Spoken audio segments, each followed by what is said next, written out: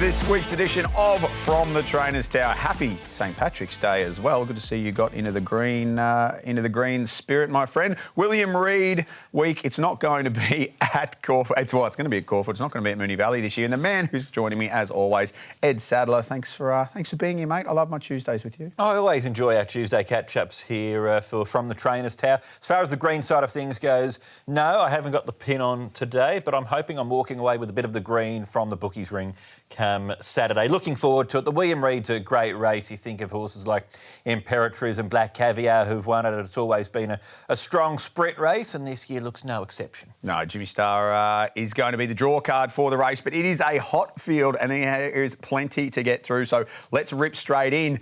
Jack Turnbull, joint trainer of Jimmy Star. Let's hear from him what they think ahead of this week's William Reid. Jack, Jimmy Star, from the outside looking in, the prep's gone swimmingly. Is that the feeling in the stable? Yeah, very much so, Ed. He's in really good form.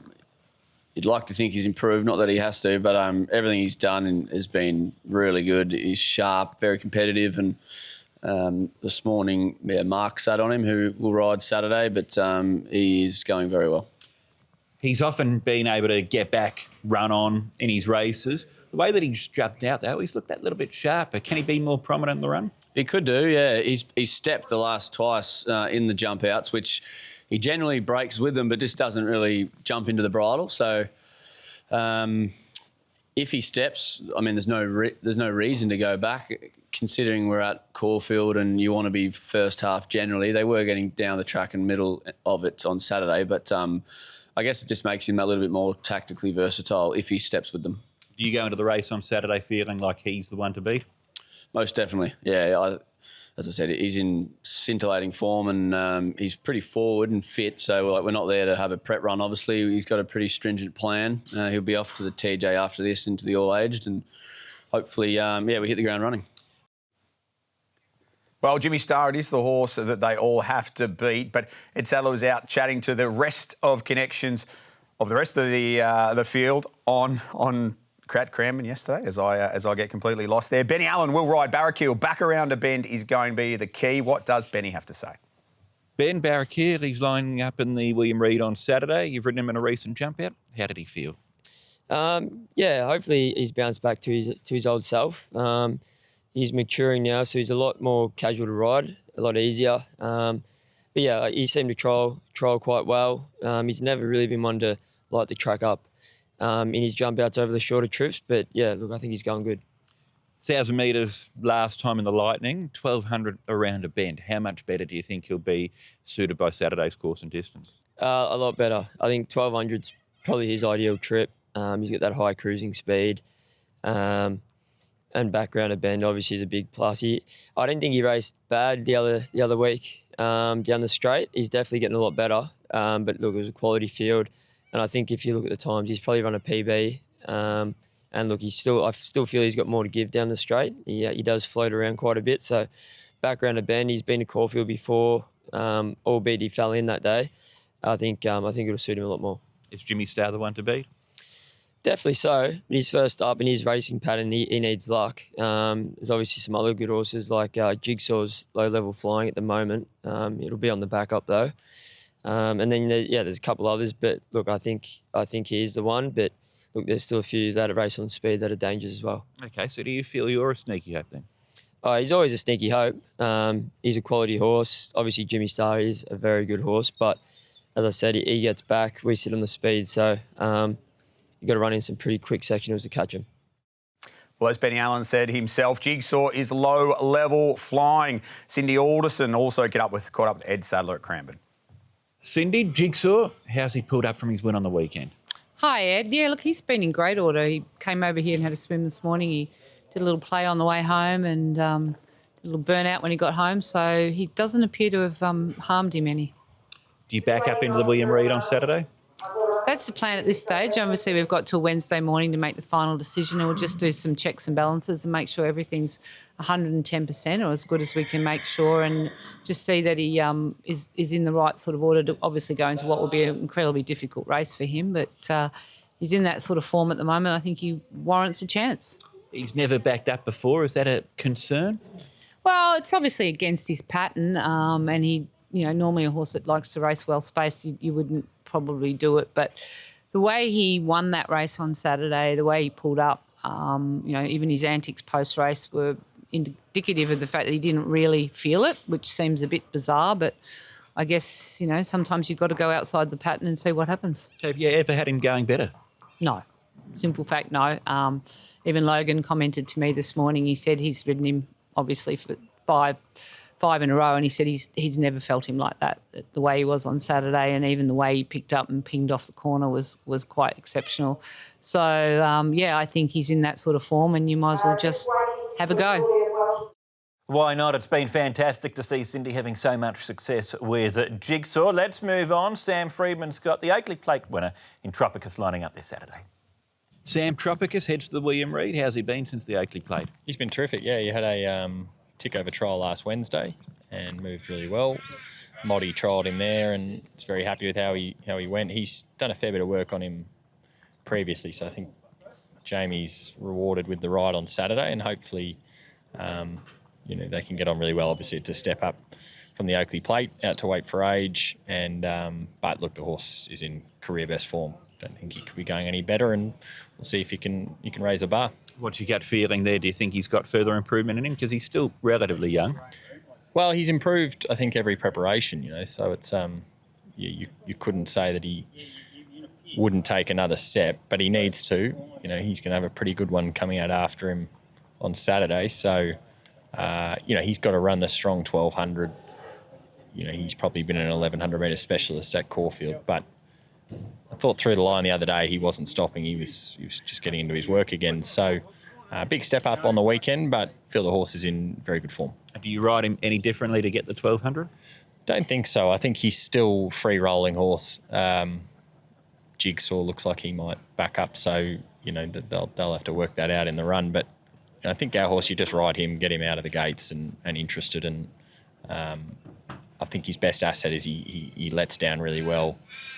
From sort of the 600, and you look to try and stretch him a little bit if you can. And, look, the last 100 is obviously going to be the little question mark. But, he has run over a mile before, and we did stretch him to 1400. And so he's had his opportunities over those sort of trips, and hopefully, the 6 furlongs won't be an issue. So that's Tropicus, another proven Group 1 winner. Lining up this weekend at the William Reid is Charmstone.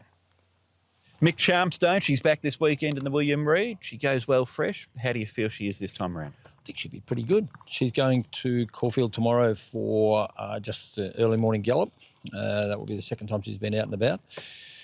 And she always fires good fresh, and she's had a good preparation. She's got a bit of weight on her, but I think she's pretty right, and that's probably the best way to have her. So I think she'd be very competitive. She won the Manikato Fresh, a similar race in the spring. How do you compare her to then? Well, I hope she's in exactly the same order. She seems to be. She's had a beautiful prep, so I think she'll go really well. Jimmy Starr the one to beat? Well, he'll be sitting off, won't he? I haven't had a look at the final noms yet, but full respect. With Charmstone, what does the rest of the autumn look like for her potentially, Mick? Well, there's been a bit of a chat about putting the top hats on and going to Royal Ascot. I don't know how serious that is, but I suppose, if she was to win on Saturday, I suppose they'd have a more serious chat about it. Would you go to the 1,000 there, which is like a 1,200 they say, or the 12, which is more like a 14? I think they're looking at the 1,000. Yeah, up the straight, yeah? Yeah, I think that's what they're looking at. How do you think you'd scrap up and top hat, Mick? Horrible, like everyone else. That's very, very good from Mick. Big if she does go to Ascot, isn't it? But another one they're going to have to beat in Saturday's William Reid is Benedetta, Jack Turnbull. How do you say? And Benedetta, she's also running the William Reid. She's had a couple of good runs this prep. Yeah, she has.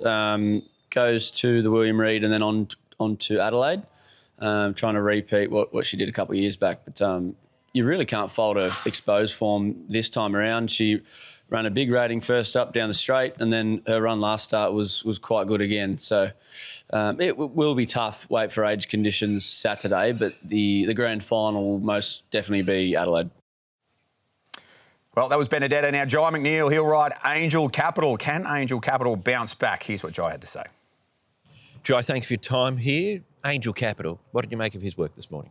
Yeah, Angel Capital was great. He worked over half mile and increased from the 400, and on a soft surface this morning, he moved really well and seemed to pull up great. What do you make of Saturday's race? He's taken on Jimmy Star before, 1200 here at Caulfield. What do you make of it?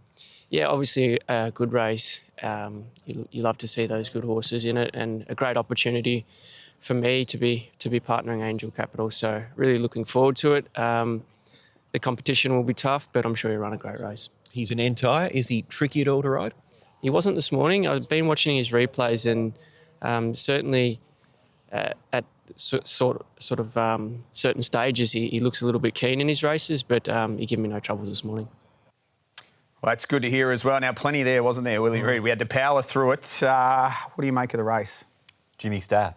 Jimmy Star. Can Jigsaw win? Geez, I'd love to see Jigsaw win for Cindy Alderson. I think that'd be the feel-good story. I just feel you look at him, you look at Tropicus, you can see those two going forward. Could bring in a horse like Benedetta, for instance. The pace will be on, but I think it'll all be to Jimmy Star's liking, and I think he's the best horse in the race. Yeah, he's odds on. He's about $1.85 at the moment, so the market does agree. I'll be cheering for Jigsaw, though, nonetheless. Time for a break now on From the Trainer's Tower. Don't go anywhere.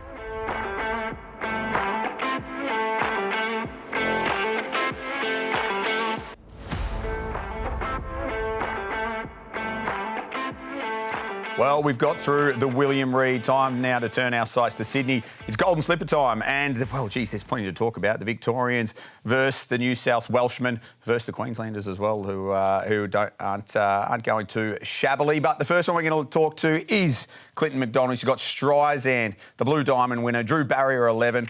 What's his thoughts ahead of Saturday? Streisand runs in the slipper on Saturday. How's she been since the Diamond? Yeah, she's had a great couple of weeks. She's had a couple of pieces of work working Sydney way, and every time she's worked that way, we've been very happy with her. Ben Mellum's ridden her a couple of times and feels that she feels stronger, and I feel that she's grown a little bit and strengthened, and she's going to go there in tip-top order. You mentioned that. You also said leading into the slipper, run number 5's quite lucky for you and your family going into that race. Have you had to do much in terms of fitness, or just keep it ticking over in between time? No, just keep it ticking over. The cup's full, so it can't get any fuller. And it's just a matter of keeping her mentally happy, physically well, and she's all that at the moment. She travels up there tomorrow evening, and she'll be at Randwick at probably 4 o'clock Wednesday morning, staying at Ron Quinton's. And, looking forward to getting her up there. What do you make of the race? It looks a really open slipper this year. Yeah, it does. I think, looking at it, we're probably consistently the best horse going around. We've run in the Maribyrnong Trial, we ran in the English Banner, and then the two preludes, and then the Diamond. And, she's been the one that's always been there. There's been no excuses for her. She's been beaten a short half head twice, won twice, and was an unlucky 5th. So we feel that she's the best filly in the land, and then we're hoping on Saturday she proves that she's the best 2-year-old in the land. Has she risen up each time? She seems to have gone to another level each time you've gone to the races with her. Yeah, she's just consistently good, isn't she? All other horses are making excuses, and she's just there doing the job and getting the job done. So we feel that she's come on from the Diamond, especially with the blinkers on. We know that she can go forward, back, wet or dry. So we're going there full of confidence that we've got no excuses. If she turns up, she'll be right there when the whips are cracking. But the only thing that we're asking for is a good barrier. Well, he wanted a good barrier. Would they have said 11 is a good barrier, do you think, Ed? I think so, particularly given that you've got the emergencies. So she'll come in from there, mid-draw. Yep, I think she gets her opportunity. Sits around $9 at the moment. Well, she drew 11 now. Barrier 10, the other Victorian, or one of the other Victorians in Guest House, Mick Price here on his charge. Guest House heads to the slipper. How's he been since the Diamond, Mick? He's good. I've been in Sydney for the last week, and Zach Lloyd had a 1,000-metre gallop on him on the course, on the inside grass, actually. He was well behaved because he can get a little bit up and about that colt, but he settled in well in Sydney and eating well and looks great. And he's on the 4th or 5th line because, the good colts were Bjorn's two in particular. I'm not sure if they're first and second favourite, but they nearly should be. Paradoxium, I think, and the other horse at Woolwave. Yeah, well, he ran super, so I suppose he'll back up. He looked like a robust colt. So it's a slipper, and Yeah, look, I'm just thinking he's probably in his right place in the market, I guess. And the problem with him was you're peaking him into the Blue Diamond. That's one peak. And then you've got to redo him 4 weeks later for the Slipper. But I'm not seeing anything that says he's had enough. That hustle and bustle of a Slipper, does that worry you with the horse's barrier manners? Well, you can win the Slipper by finishing. And he'll be a strong finisher as he was in the Blue Diamond. He's getting his track work right. Added crossover noseband and rubber one. It's just got the nice amount of give in it. And his behaviour is very good. So he's got a gallop in front of him in the morning and then, he should run well on the Slipper. He certainly got to the line well there in the Blue Diamond. I think that middle draw suits him as well, Sam. It's an even year as far as the Slipper is concerned, but for a horse who probably needs a little bit of room and isn't the quickest away but takes those first few strides to build up his momentum, I think that gate suits him. Yeah, it probably does suit him. I tell you what, the first 6 in the market all drew double figures as well. So it hasn't been a great barrier draw for plenty of those chances. Just makes the race even more intriguing. The market's pretty significantly sort of $5 the field now, isn't it? So as it should be for a Slipper as well for the 2-year-olds with so many questions. Now for the 3-year-olds, Jack Turnbull. He's got the Guineas winner and the Derby winner down here. Observer in the Rosehill Guineas. Interesting to hear what he had to say to Ed. In Sydney, observer, the Rosehill Guineas. Why have you picked out this race as opposed to, say, an Australian Cup or some of the other options that there would have been for him? The theory there were to keep him against his own age. The 2000 and the 3 weeks was perfect, and we just thought rather than tackle Alders against or in Victoria, we could travel him away, which is also good for a young horse, and it just looked like a really nice option to continue his winning ways. So he travelled up there last Sunday, galloped Thursday morning there with Adam on, and Craig Williams takes a ride Saturday. So, he's in really good order. He's just got to continue his form, and we know that he gets the trip in more. What did you make of his win in the Australian Guineas? It was good. It wasn't explosive, which people were sort of commenting about, which that's not him. He's an on-pacer. He sort of lengthens and then maintains. So he's never really going to be a type to be back and flying home or anything like that. His asset is his high cruising speed. So he's ready to rock and roll in the sense of hopefully he sort of blows him out the park, third up with time between. And he's Victorian Derby winner. He's won a Guineas and placed in the spring edition. So he's building a really good CV. Is the aim to make him an Australian Derby winner? Potentially. Again, I'll have to speak to Ciaron and the team, but look, there's every chance he wins the Rosehill Guineas, and you tip him out and prep for a Cox Plate. You get a bit of extra time. So whether or not you want to go to the 2400 twice consecutively, that's something to have a think about in terms of just being a young horse and where we want to get to. But nice options to have.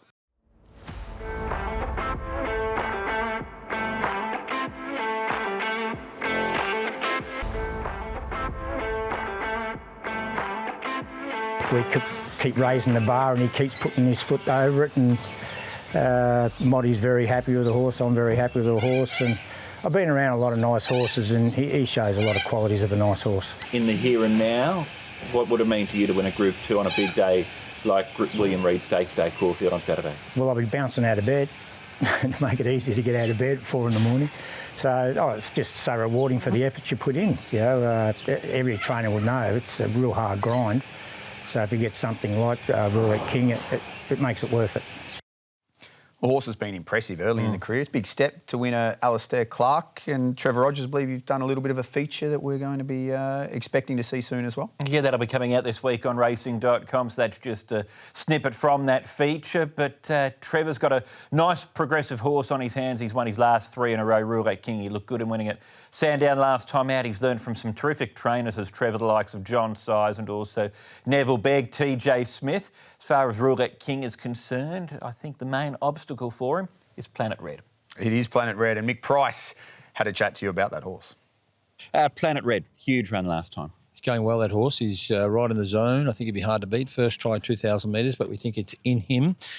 He's having a better prep than he did last time. Last time we got to the Caulfield Guineas with just enough fuel in the tank, and this time you've seen his 2 runs, they've been good. And, In the Australian Guineas, he drew a bad gate, so how do you ride him? I was happy to ride him like that, and he finished fantastic. All credit to Observer, very good horse, but it'd be nice to just draw a gate and ride a proper race on him rather than having to work your way around bad barriers. But the horse is going great. So he runs in the Alistair Clark. Last time we spoke about him prior to the Australian Guineas, you mentioned the Rosehill Guineas. Did you have a change of mind? I think with an extra layer of risk of travel plus reverse way, we're going to just bed down here and try and win here. So the Alistair Clark, and then do you stay here for something else? Do you back up in an Australian Cup? How do you play things from there, Mick? I would nearly be spelling that horse. I just think he's got a frame on him and he's growing, and he'll be a nice 4-year-old, and I wouldn't be going too far with him. So if he wins, he will have had a good prep, give a nice little spell, put proper weight on him, because he's always got that frame, and I'm always looking for some weight on him, I reckon I'd spell him. Yeah, interesting that, isn't it? Well, for me, it's the race that Planet Red has to win, being that Alistair Clark after a couple of good runs in easy. Another horse that probably should be winning is Point Barrow, and Ed caught up with Sam Freedman. Point Barrow, it just seemed like everything went wrong for her on Blue Diamond Day in the Oakley Plate, but she jumped out well this morning. She did, yeah. Look, she didn't pull up great from the run, to be honest. Pulled a shoe and was pretty sore afterwards, so she had a pretty easy week. And the trial this morning was just to see that she's right back on track. She was in a pretty fast trial. We just held her together. She had a little stretch of her legs late. Stacky rode her this morning. He's back on board. So she will run potentially Saturday in the Don Casbolt if she has a good week. We'll see how she comes through the trial this morning. If not, she can go to that race down the straight on the 28th, the listed 3-year-old 1100. So, but the preference would be to go this Saturday if we're happy with her, and at this stage that seems the likely race. Given what happened to her in the Oakley Plate, was it the plan then to lower your sights, so to speak, with her? Yeah, it was. We just want to get her back on track. I don't think she had a good experience at the races at all. She sort of boiled over as well, and everything just didn't seem to pan out for her, and she had a genuine excuse after the race. So back to 3-year-old grade, and 3-year-old fillies grade on Saturday. She'll be well suited, and we've sort of set our sights on South Australia with her. That's been the plan really the whole way through. So we're working back from the Sangster, and hopefully her next start is a step in the right direction. Back in class, 3-year-old fillies grade into the Typhoon Tracy, and I'm going to keep calling it the Typhoon Tracy. I love that horse. Should be winning. Yep, I don't need to look up the tipping hub on Racing.com. I know who you're going to be tipping for that on Saturday. Well, if she can't be winning that back in class, I think you're going to South Australia with a pretty long bow to draw, aren't you? It's going to be very, very tough. So she's the one. Planet Red's the other one for me that has to be winning. Jimmy Starr, I think, should be winning on Saturday. He's come back in terrific order. His trials, his jump outs, his track gallops have looked very, very good, but it's nice to see there's going to be a decent field. He hasn't scared off too many horses. No, and he's still got a little bit racing ahead. He doesn't have to. Look, if he gets beat, he gets beat. But I do think there's a couple there that probably need to be winning. Agree. That's about it from us from the Trainers Tower. See you next week.